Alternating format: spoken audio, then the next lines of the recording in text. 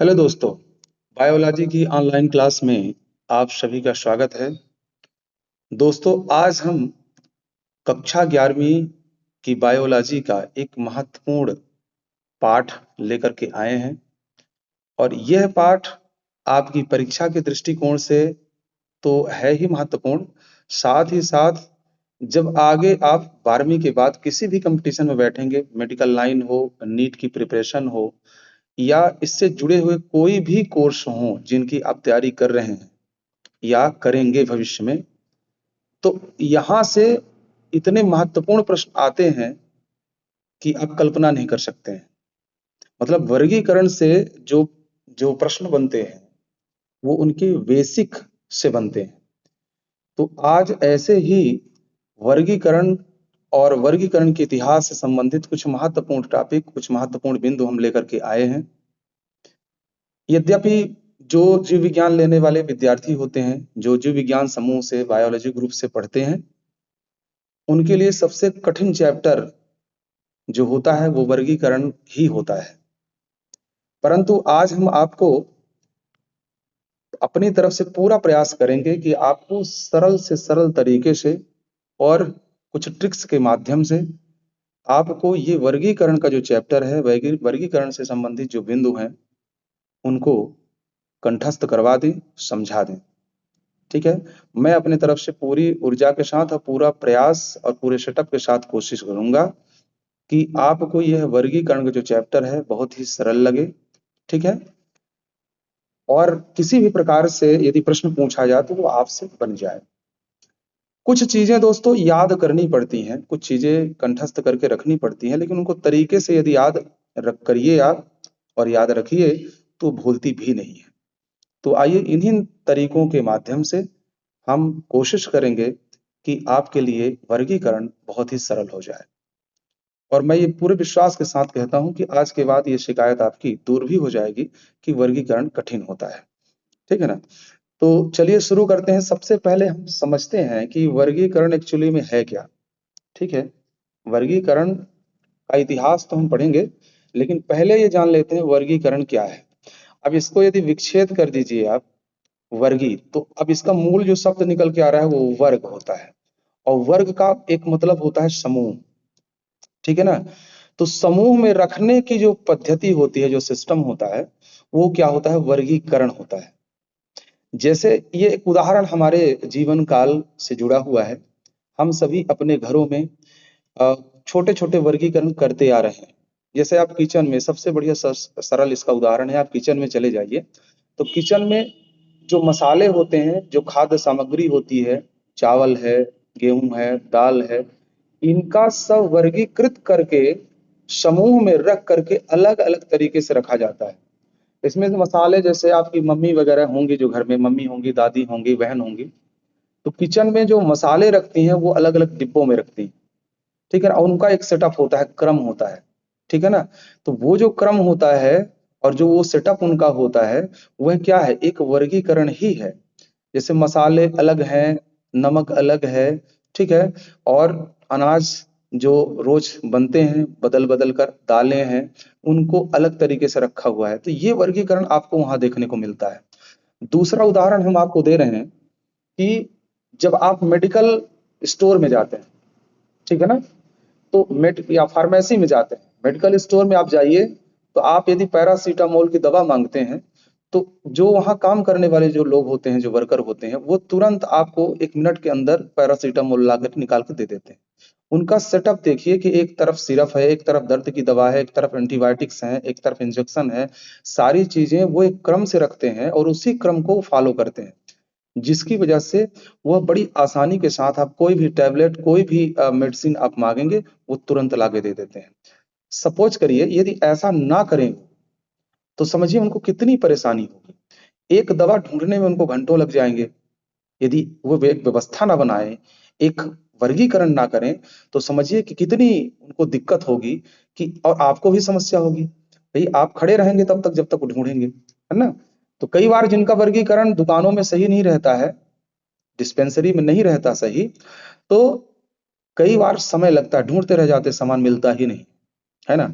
तो ये वर्गीकरण हमारे जीवन से जुड़ा हुआ है। ठीक इसी प्रकार से चूंकि अब क्या है, इस धरती में मनुष्य के अतिरिक्त ऐसे असंख्य प्रकार के प्राणी हैं और सबका उपयोग है इस धरती में। सब किसी न किसी विशेषता को लेकर के पैदा होते हैं। उनकी विशेषताओं का हमारे जीवन में बड़ा महत्व है। और ये महत्व हम कैसे जानेंगे? जब उनकी विशेषताओं को पहचानेंगे, उनको पहचानेंगे, उनका विश्लेषण करेंगे, उनका प्रयोग करेंगे, है ना? तब तो जानेंगे कि ये प्राणी हमारे काम के हैं, ये हमारी ये सृष्टि के लिए हैं, ये वातावरण के लिए हैं, है ना? जैसे यदि हम कोई भी चीज देखें कि हमारे वातावरण के लिए, जैसे ऑक्सीजन हम ले रहे हैं, ऑक्सीजन हमारे श्वसन के लिए आवश्यक है, तो कहीं ना कहीं से खोज हुई होगी, कहीं ना कहीं से विश्लेषण किया गया होगा, तब जानकारी आपको हुई है। इसी प्रकार से कोई भी जो जीव है वह कितना महत्वपूर्ण रखता है इस सृष्टि के लिए, हमारे लिए, इसकी जानकारी हमको तब तक नहीं होगी जब उसके बारे में हम विश्लेषण नहीं करेंगे। तो होता क्या है कि वर्गीकरण जो हम करते हैं तो जीवों का अध्ययन बहुत सरल हो जाता है, क्योंकि एक जैसे लक्षण वाले, एक जैसे अ, विशेषताओं वाले जो जीव होते हैं उनको एक समूह में रखना या रखा जाता है, ठीक है ना? तो जीवों को उनके लक्षणों के आधार पर, उनके गुणों, उनकी विशेषताओं के आधार पर समूह में बांटने की या समूह में रखने की जो प्रक्रिया होती है, इसी को हम क्या कहते हैं? वर्गीकरण या क्लासिफिकेशन कहते हैं। ठीक है? मैं उम्मीद करता हूं कि आप यह बात आपके समझ में आ गई होगी। यानी अध्ययन के दृष्टिकोण से जब जीवों को उनके लक्षण, उनकी विशेषताओं, उनके गुणों के आधार पर हम वर्गों में बांटते हैं, समूहों में बांटते हैं, तो यह प्रक्रिया क्या कहलाती है? वर्गीकरण कहलाती है। और वर्गीकरण का अध्ययन करने वाली जो विज्ञान की शाखा होती है, उसको वर्गीकी या टेक्सोनॉमी कहते हैं। ठीक है ना? वर्गीकी या टेक्सोनॉमी कहते हैं। ये आपको थोड़ा सा ध्यान रखना है। अब यहाँ पर देखिए कुछ लाइनें यहाँ पे नोट्स में लिखी हुई हैं, ये भी हम आपको बता दे रहे हैं कि जीवों को जानो, समझो और सही स्थान दो, यही है वर्गीकरण का विज्ञान। यानी वर्गीकरण का विज्ञान क्या है? पहले जीवों को जानो, समझो और उनके गुणों, विशेषताओं के आधार पर उनको वर्गों में रखो, यही क्या है? वर्गीकरण कहलाता है। ये बिल्कुल सही बातें हैं। अब वर्गीकरण की परिभाषा थोड़ी सी देख लें यदि, कि क्या परिभाषा कहती है कि क्या है वर्गीकरण, फिर हम इतिहास में चलते हैं, कुछ वैज्ञानिकों के नाम इसमें आएंगे। ठीक है ना? तो देखिए अब यहाँ पर देखिए आप, जीवों को उनकी समानताओं एवं समानताओं के आधार पर, ठीक है, जीवों की उनकी समानताओं और असमानताओं के आधार पर विभिन्न समूहों में बांटने की जो प्रक्रिया है, उसको हम वर्गीकरण कहते हैं। इससे जीवों का अध्ययन सरल हो जाता है। बहुत महत्वपूर्ण चीज है ये। ठीक है? तो वर्गीकरण क्या है कि जीवों के, जैसे समानताओं असमानताओं में क्या हम रखेंगे? कंपेयर जब हम करेंगे तो गुणों के आधार पर ही करेंगे, तो गुण ही प्रमुख हैं। तो समानता और असमानताओं का जब हम कंपेयर करेंगे और इस कंपेयर के आधार पर, इस तुलना के आधार पर जीवों को उनके वर्गों में या समूहों में रखने की जो पद्धति है, उसको हम क्या कहेंगे? वर्गीकरण। ठीक है ना? और इससे हो क्या रहा है, क्यों हम कर रहे हैं? इसलिए कर रहे हैं ताकि जीवों का जो अध्ययन है वह क्या हो जाए? सरल हो जाए। ठीक है? अब जैसा कि हमने कहा कि जो वर्गीकरण है, इससे संबंधित विज्ञान की शाखा या जीव विज्ञान की शाखा तो क्या है? टेक्सोनॉमी या वर्गीकी होती है। अब जीवों की जो पहचान है, नामकरण है, वर्गीकरण है, ये किसके अंतर्गत होता है? ये वर्गीकी के अंतर्गत होता है। यानी जीव विज्ञान की वह शाखा जिसमें जीवों की पहचान करना, नामकरण करना, वर्गीकरण करना, ठीक है ना? ये काम जिस शाखा के अंतर्गत जीव विज्ञान के हो रहा है, वो क्या है? विज्ञान की वो शाखा क्या कहलाती है? वर्गीकी कहलाती है, यानी टेक्सोनॉमी कहलाती है। यानी टेक्सोनॉमी क्या है? तो टेक्सोनॉमी या वर्गीकी को हम क्या कहेंगे? तो आप बता सकते हैं कि जीव विज्ञान की वह शाखा जिसके अंतर्गत जीवों को पहचानना, उनका नामकरण करना, उनको वर्गीकरण करने की जो प्रक्रिया अपनाई जाती है, उससे हम क्या कहेंगे? वर्गीकी कहेंगे। अब एक नाम बहुत महत्वपूर्ण है, ठीक है, जिनका नाम क्या है? Carolus Linnaeus. ठीक है ना? ये आधुनिक वर्गीकरण के जनक हैं। अब जनक क्यों है? ये चलिए इनके कामों से पता चलता है। कोई कोई ऐसा नहीं है कि शरीर या चेहरा देख करके किसी को कुछ बना दिया जाता है, नहीं। गुणों के आधार पर, उसके कार्य के आधार पर ही हम किसी भी शाखा, विज्ञान या जीव विज्ञान की किसी भी शाखा के जनक के रूप में उसको स्वीकार करते हैं। तो देखियो, जो कैरोलस लिनियस है, ये महान वैज्ञानिक है, ठीक है ना? इनको वर्गीकरण का या वर्गीकी का आधुनिक जनक कहा जाता है। ठीक है ना। ये आधुनिक जनक है, ये मोस्ट चीज है, ये कई बार प्रश्न में पूछा जा चुका है कि वर्गिकी के आधुनिक आधुनिक जो जनक हैं वो कौन है।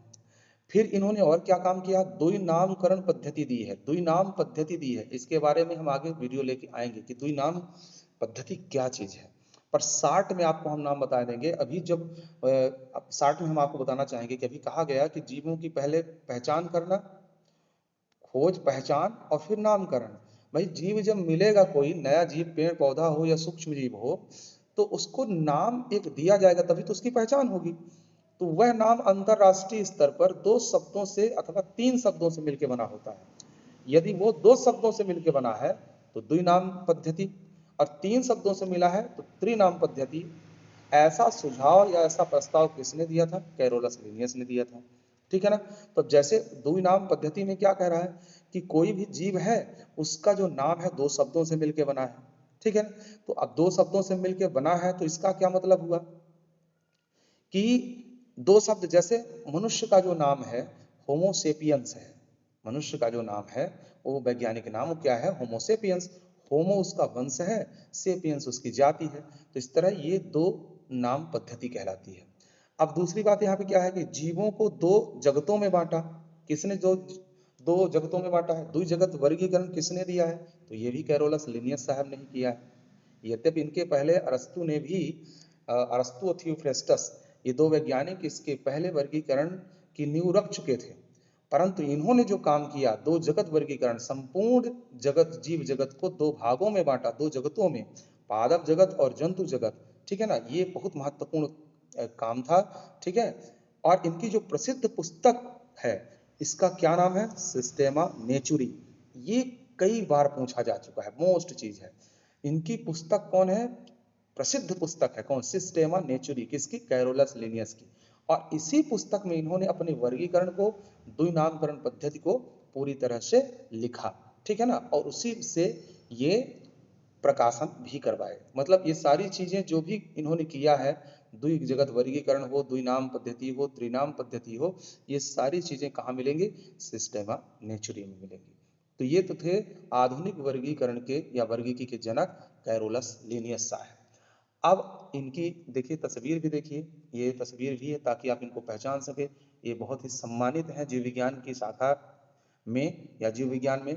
अब आइए वर्गीकरण के इतिहास की कुछ उपलब्धियां और उनसे जुड़े हुए वैज्ञानिक। तो आइए शुरू से स्टार्ट करते हैं। तो देखिए वर्गीकरण का सबसे पहला प्रथम प्रयास जिन्होंने किया था वो कौन है, अरस्तु साहब है। अब ये अरस्तु से जुड़ा हुआ एक एक चीज हम और आपको बताएंगे, ये भी जनक हैं किस चीज के, तो जो विषय आप पढ़ रहे हैं ना, बायोलॉजी। ठीक है ना, बायोलॉजी, बायो जो आप पढ़ रहे हो, जीव विज्ञान जो आप पढ़ रहे हो, तो जीव विज्ञान के जनक कौन है, अरस्तु साहब है। ठीक है ना। और इतना ही नहीं, चूंकि इन्होंने जंतुओं के लिए अपना बहुत महत्वपूर्ण वर्क किया है, बहुत ही अपने जीवन का अधिकांश समय दिया है जंतुओं के अध्ययन के लिए, इसलिए इनको जंतु जनक, जंतु जगत या जंतु विज्ञान का जनक भी कहा जाता है। ठीक है ना, जंतु विज्ञान के जनक, जूलॉजी के भी ये जनक है और बायोलॉजी के भी ये जनक है। कौन, अरस्तु साहब। देखो अब इनमें इन्होंने क्या किया भैया, तो जंतुओं का प्रथम वैज्ञानिक वर्गीकरण इन्होंने किया, यानी वर्गीकरण की जो नींव है इन्होंने रखा। जीवों का अवलोकन कर समूह बनाए, समूह बनाने का प्रयास पहली बार किसी ने किया तो कौन थे, अरस्तु थे। ठीक है ना। इनकी जो प्रमुख पुस्तक है, ये याद रखने वाली बात है भैया, हिस्टोरिया एनिमेलिया, ये इनकी पुस्तक है। और जो कुछ इन्होंने वर्गीकरण या जीव विज्ञान से संबंधित वर्क किया, कार्य किया, वो इस पुस्तक में पूरा रखा। कौन सा, हिस्टोरिया एनिमेलिया। ठीक है ना, पुस्तक यहाँ रखी भी है आपकी। अब दूसरे वैज्ञानिक है कौन, थियोफ्रेस्टस। जिस प्रकार से अरस्तु साहब जीव विज्ञान के जनक हैं, जंतु विज्ञान के जनक हैं और उन्होंने जंतुओं के लिए काम किया, उसी तरह से थियोफ्रेस्टस साहब ने क्या किया है, पौधों के लिए अध्ययन किया है और पौधों के लिए बहुत महत्वपूर्ण कार्य किया है और उनका वर्गीकरण भी करने का प्रयास किया है। इसलिए इनका स्थान दूसरे नंबर पे आ रहा है। और ये क्या है, वनस्पति विज्ञान के जनक कहे जाते हैं। यानी बॉटनी जो होती है, बॉटनी के जो जनक हैं वो कौन है, थियोफ्रेस्टस हैं। ये बात याद रखेंगे आप। अब जनक तो कम से कम याद ही रखना चाहिए, जीव विज्ञान यदि आपने लिया है तो इतनी बातें आपको ध्यान में रखनी चाहिए। प्रमुख इनकी पुस्तक है तो हिस्टोरिया प्लांटेरम, जैसे हिस्टोरिया एनिमेलियम थी अरस्तु साहब की, इस तरह हिस्टोरिया प्लांटेरम। तो हिस्टोरिया प्लांटेरम में इन्होंने अपने वर्गीकरण को और अपने अध्ययन को पूरा पूरा समाहित किया रखा। अगले क्रम में आते हैं जिनके बारे में अभी हम पढ़ चुके हैं, कैरोलस लिनियस साहब। तो इनके बारे में तो भाई दो जगत वर्गीकरण और द्विनाम पद्धति की स्थापना, इसीलिए इनको आधुनिक वर्गीकी के जनक कहे जाते हैं। ये इनकी प्रमुख पुस्तक हम अभी जान ही चुके हैं, सिस्टेमा नेचुरी है। ठीक है, तो थोड़ा और आगे बढ़ते हैं। अब आ जाते हैं अर्नस्ट हेकल, ये भी बहुत महत्वपूर्ण है। इन्होंने क्या किया, कैरोलस लिनियस साहब ने द्विजगत वर्गीकरण दिया, यानी जंतु और पादप के दो जगत बनाए, लेकिन अर्नेस्ट हेकल साहब ने दो के बजाय तीन जगत वर्गीकरण पद्धति दिया। ठीक है ना, कितनी, तीन जगत। और उस तीन जगत, दो जगत पहले से, जंतु जगत, पादप जगत, अब इन्होंने प्रोटिस्टा को जोड़ दिया, तो तीन जगत हो गए। कौन कौन, जंतु जगत, पादप जगत और प्रोटिस्टा। तो इस तरह से तीन जगत हो गए। तो तीन जगत वर्गीकरण किसने दिया, अर्नस्ट हेकल ने दिया। और इनकी जो प्रमुख पुस्तक है वो क्या है, जनरली जनरली मॉर्फोलॉजी है। ठीक है ना, थोड़ा मिस्टेक। तो अर्नेस्ट हेकल की जो पुस्तक थी जनरली मॉर्फोलॉजी, ठीक है, तो इसके अंतर्गत इन्होंने क्या किया है कि जो वर्गीकरण इन्होंने तीन जगत वर्गीकरण दिया है वो इसके अंतर्गत था। ठीक है, अब अगले जो वैज्ञानिक आए हैं वो कौन है, हर्बर्ट एफ कोपलैंड। ठीक है, तो हर्बर्ट एफ कोपलैंड साहब ने चार जगत वर्गीकरण दिया। अब देखिए, तीन जगत वर्गीकरण था, अभी तीन जगत हम पढ़ चुके हैं, जंतु, पादप और प्रोटिस्टा। ठीक है, लेकिन एक चौथा जगत भी जुड़ गया, वो क्या था, मोनेरा। और मोनेरा जगत को जोड़ने वाले जो वैज्ञानिक थे ये कौन थे, हर्बर्ट एफ कोपलैंड थे। इनकी जो पुस्तक, जो इन्होंने पुस्तक जो लिखा है वो है क्या, a manual of economic botany, ये पुस्तक है उनकी। ठीक है ना, जिसमें इन्होंने चार जगत वर्गीकरण दिया। और फाइनली एक वैज्ञानिक ऐसे आए जिन्होंने जो वर्गीकरण किया जीव जगत का वो बहुत ही अतुलनीय रहा। इन्होंने एक जगत और जोड़ दिया। ठीक है, और एक जगत जोड़ने के बाद पांच जगत वर्गीकरण बना दिया जो आज तक अभी चल रहा है। ठीक है ना, उसमें कुछ संशोधन हुए हैं लेकिन मूल आधार पांच जगत वर्गीकरण का रहा है। और वो पांच जगत कौन कौन से बन गए, तो कौन, मोनेरा हो गया, प्रोटिस्टा, फंजाई, प्लांटी और एनिमेलिया। तो इस तरह से पांच जगत वर्गीकरण देने वाले कौन आ गए, R.H. व्हिटकर।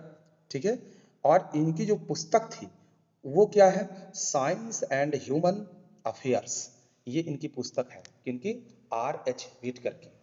तो इस तरह से दो जगत वर्गीकरण, तीन जगत वर्गीकरण, चार जगत वर्गीकरण और फाइनली पांच जगत वर्गीकरण का जो इतिहास है और उनसे जुड़े हुए वैज्ञानिक है, इनके बारे में हमने बात की।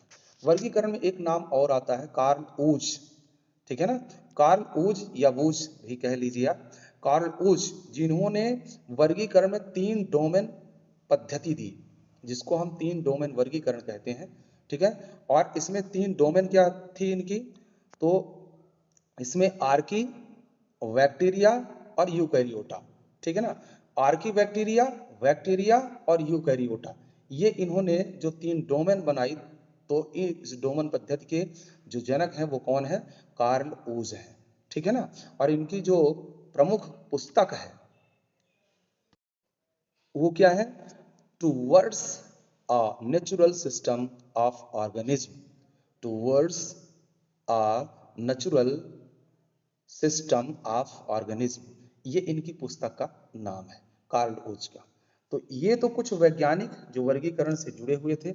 और ये समझ लीजिए कि इतना इनका महत्वपूर्ण स्थान है और परीक्षा के दृष्टिकोण से इतना महत्वपूर्ण इनका नाम और इनकी पुस्तकें और इनकी खोजें हैं कि हर प्रतियोगी परीक्षा में इनको अवश्य पूछा जाता है।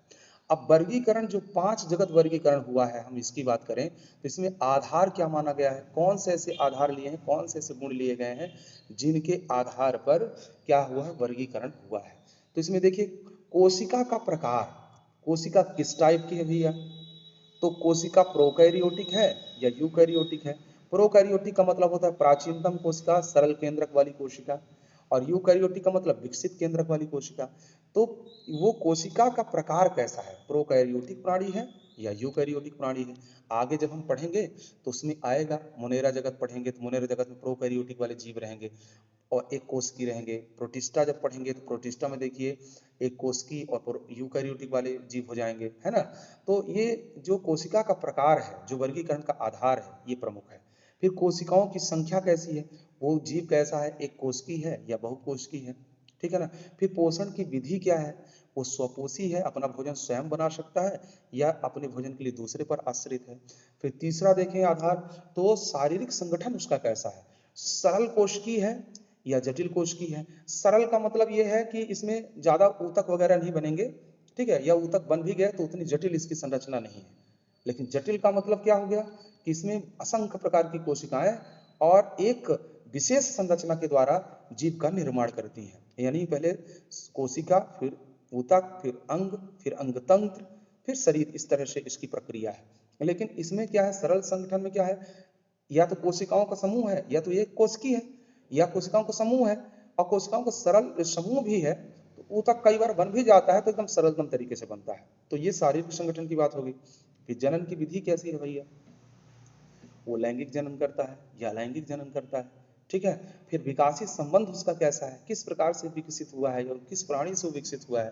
तो ये वर्गीकरण के प्रमुख आधार थे, ठीक है, जिसको हम परीक्षा में वर्गीकरण के जो 5 जगत वर्गीकरण है उसका आधार मान सकते हैं इसको।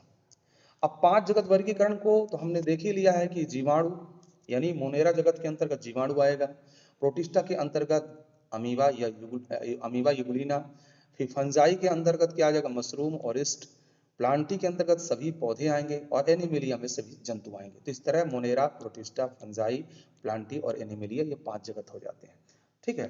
थोड़ा और आगे बढ़े तो द्विनामकरण की जो पद्धति है, हमने इसके बारे में आपको अभी बताया है, ठीक है, कि किसी भी जीव का जो वैज्ञानिक नाम होता है, जब उसको खोजा जाता है तो उसका नाम रखा जाता है, और वो नाम जो होता है 2 शब्दों से मिलकर बना है, जिसको द्विनाम पद्धति कहते हैं। पहला जो शब्द होता है वो उसके वंश को बताता है, दूसरा शब्द उसकी जाति को बताता है। जैसे मानव का देखिए, होमोसेपियंस है।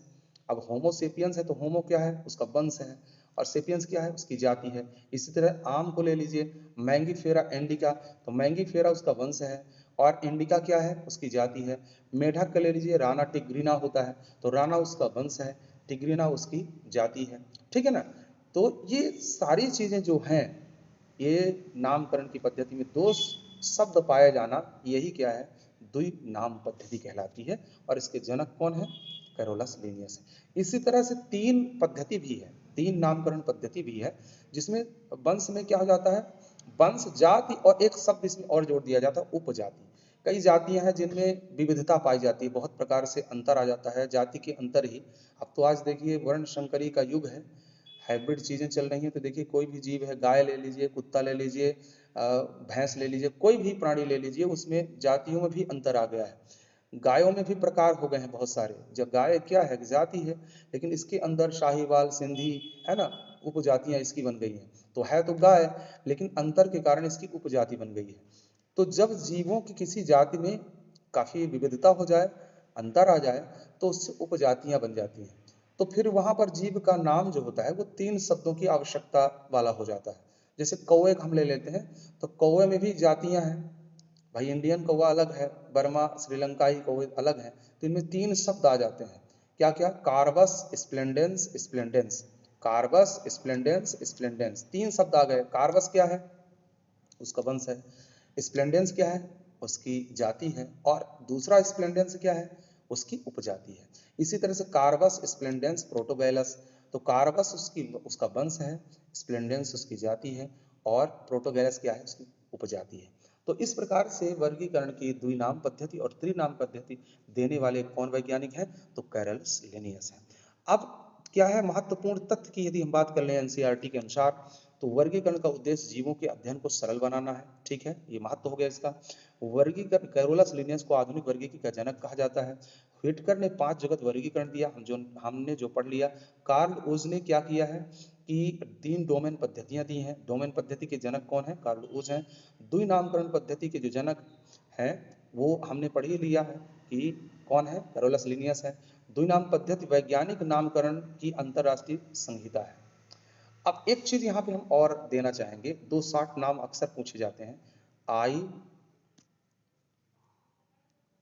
अभी हम आपको बता रहे हैं इसको थोड़ा सा लिख करके कि क्या है, कौन सी चीजें हैं। तो एक होता है, यहाँ पे देंगे आई सी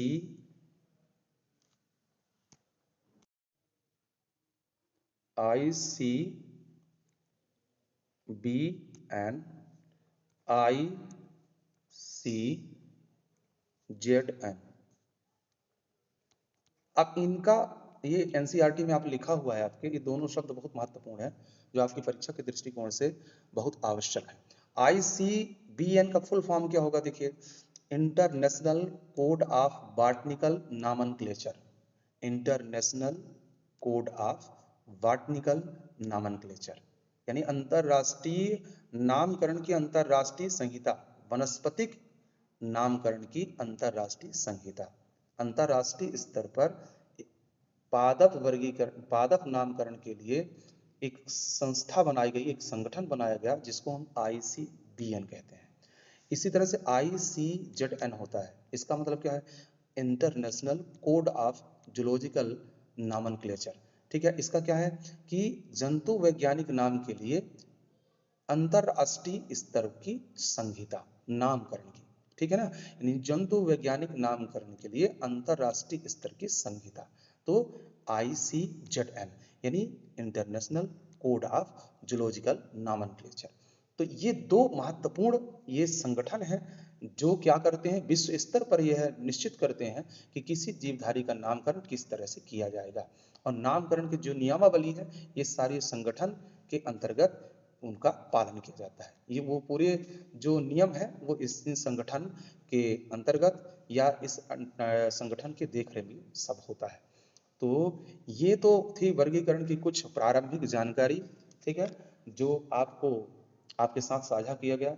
मैं उम्मीद करता हूँ कि आपको यह वीडियो हमारा पसंद आया होगा। मैं अगले वीडियो में जब भी वर्गीकरण के चैप्टर्स या बिंदु लाऊंगा तो और कोशिश करूंगा और अध्ययन अध्यापन करके के और विभिन्न प्रकार की चीज़ों को कलेक्ट करके आपके पास सरलतम तरीके से एक सरल सहज भाषा में, अपनी भाषा में प्रयास करूंगा। ठीक है, तो इसी तरह से हमारे साथ आप जुड़े रहिए। हमारे चैनल को यदि सब्सक्राइब नहीं किए हैं तो सब्सक्राइब कर लीजिए, शेयर कर लीजिए, कमेंट कर लीजिए, और ये उम्मीद कर लीजिए कि हम बायोलॉजी में स्ट्रांग जरूर बनेंगे। ये कॉन्फिडेंस रखिए कि हमसे बायोलॉजी का हर चैप्टर, हर बिंदु एकदम बेसिक तरीके से बनेगा। ठीक है, इस कॉन्फिडेंस के साथ अगले वीडियो का इंतजार करिए। शीघ्र ही हम प्रतिदिन कोई ना कोई वीडियो लेके अवश्य आते हैं। ठीक है, कभी कभार गैप भी होता है कुछ समस्याओं की वजह से, कुछ टेक्निकल इश्यूज की वजह से। ठीक है, तो आप इंतजार करना ना छोड़ें। ठीक है, आप लगातार हमारे साथ जुड़े रहिए। धन्यवाद।